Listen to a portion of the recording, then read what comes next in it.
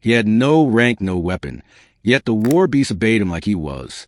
Beginning, the air of Catherine Prime was thick with the tang of ozone and scorched earth. Storm clouds brewed endlessly above the continent-wide battlefield, where steel met Fong, plasma collided with claw, and the endless legions of the intergalactic dominion sought to tame the last planet, resisting their conquest. For centuries, the Dominion had relied on their greatest living weapons, the Warbeasts, towering bioengineered creatures bred from the genetic legacy of extinct titans. Their bodies were plated with organic armor, their claws sharper than vibroblades, and their roars carried shock waves that could shatter bunkers. Entire battalions trembled when a single Warbeast was unleashed. The Dominion believed themselves unchallenged, until whispers began to spread of a human. He was not a general. He carried no insignia. He bore no plasma rifle, no tactical suit, not even a blade. Yet the impossible was reported again and again. The Warbeasts, those monsters of destruction, obeyed him. His name was Jalen Ward. No one knew where he had come from. The soldiers spoke of him like a ghost who appeared in the heart of chaos. A Dominion Warbeast would thunder into battle, prepare to tear apart resistance fighters.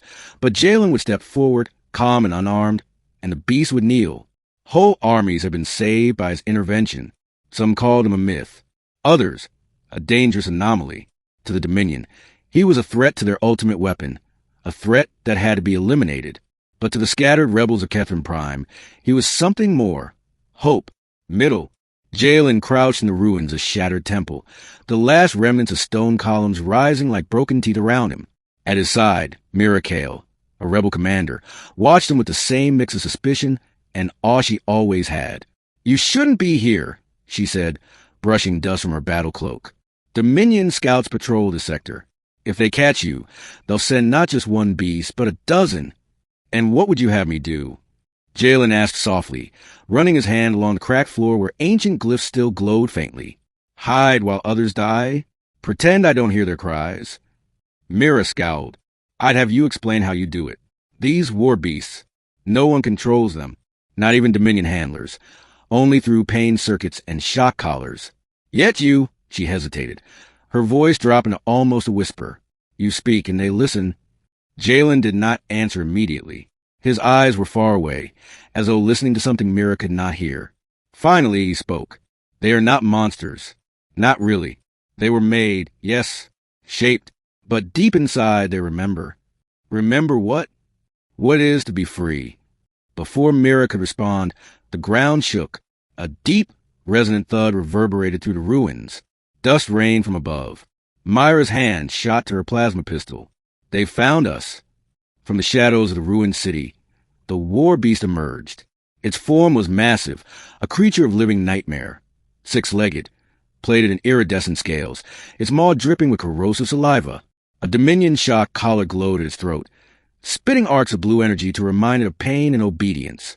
Mira raised her pistol, knowing it was useless but unwilling to die without a fight. But Jalen stepped forward, unarmed, barehanded. The Warbeast roared, the sound shaking the temple foundations. It lunged, then froze, claws gouging the ground inches from Jalen. The unranked man lifted his hand. His voice was calm, quiet, but it cut through the chaos like a command of nature itself. "Enough." The beast's breathing slowed. Its massive head dipped lower, until the golden eyes, once filled with fury, now shone with something almost human. Recognition. The shock collar sparked violently, struggling to enforce its Dominion code. But instead of submission, the beast snarled, not at Jalen, but at the collar. With a violent shake, it shattered the device against the temple walls. Myra's jaw dropped. "By the stars." Jalen placed his hand on the beast's muzzle. "You are free now. You remember." The Warbeast lowered itself, kneeling, as though awaiting orders. And Mira realized it wasn't myth. It wasn't exaggeration. The stories were true, but not everyone rejoiced. In orbit above Catherine Prime, Admiral Soren of the Dominion listened to the reports with fury. "This human must be captured," he snarled, slamming his gauntlet fist against the holodeble. "He undermines the supremacy of our greatest weapons. If the beast can be turned, our empire collapses." "Permission to deploy experimental units?" asked the commander. Soren's lips curled. "Deploy them all. I want this anomaly broken." The days that followed were a storm of fire and blood. The Dominion unleashed Warbeast after Warbeast more than ever before.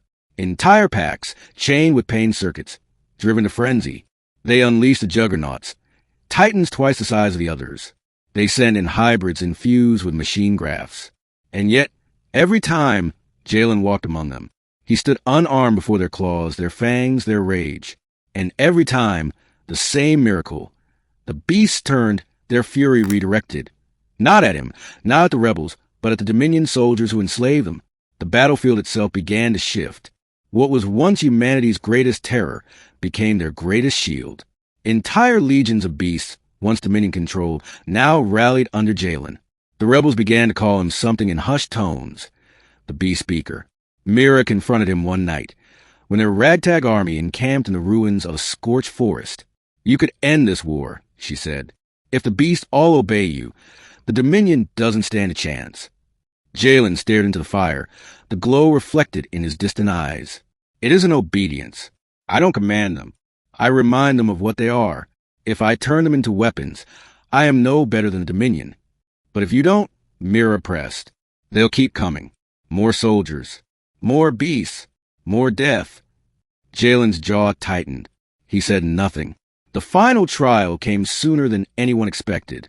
Admiral Soren himself descended to the surface, bringing with him the Dominion's greatest creation, the apex warbeast. It was colossal, its form blotting out the sun as it stepped into the valley where the rebels had made their stand. 100 meters tall, its scales forged like living metal, its roar splitting the sky. Entire mountains trembled at its passage. The rebel army quailed. Even the freed beasts shifted uneasily, as though this one's Dominion-forged presence threatened to unmake their newfound freedom. And then Jalen stepped forward. He looked impossibly small against the Titan.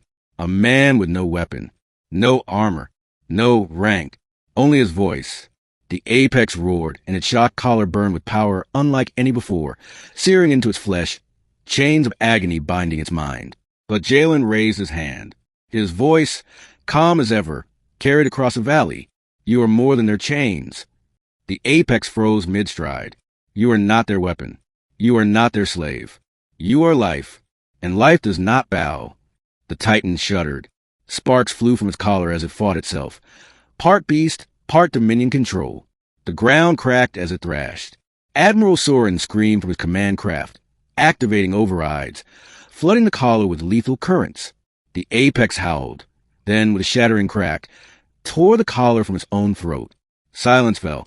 Then the warbeast turned, not toward Jalen, but toward the Dominion. What followed was not a battle. It was a reckoning. The apex led the charge, joined by the freed legions. The Dominion forces were overwhelmed, their machines crushed, their ranks shattered. Admiral Soren's craft was torn from the sky like paper. The Empire's might crumbled in the valley of Kethren Prime, and at the center of it all stood Jalen, unranked, unarmed, yet followed by Titans. Ending, when the dust settled, the rebels gathered around him. Mira approached, her voice soft with awe. They obey you like you're, she struggled for the word, like you're a king. Jalen shook his head. His hand rested gently on the muzzle of the apex, now calm beside him. Not a king, not a master, just a reminder. A reminder of what? That even the fiercest of us, Jalen said, looking out at the beast now resting peacefully across the valley, long to be free. And with that, the war shifted forever. Because in the galaxy's darkest hour, it was not rank, not weapons, not empires that decided the fate of worlds. It was one man, and the war beast who chose to stand with him.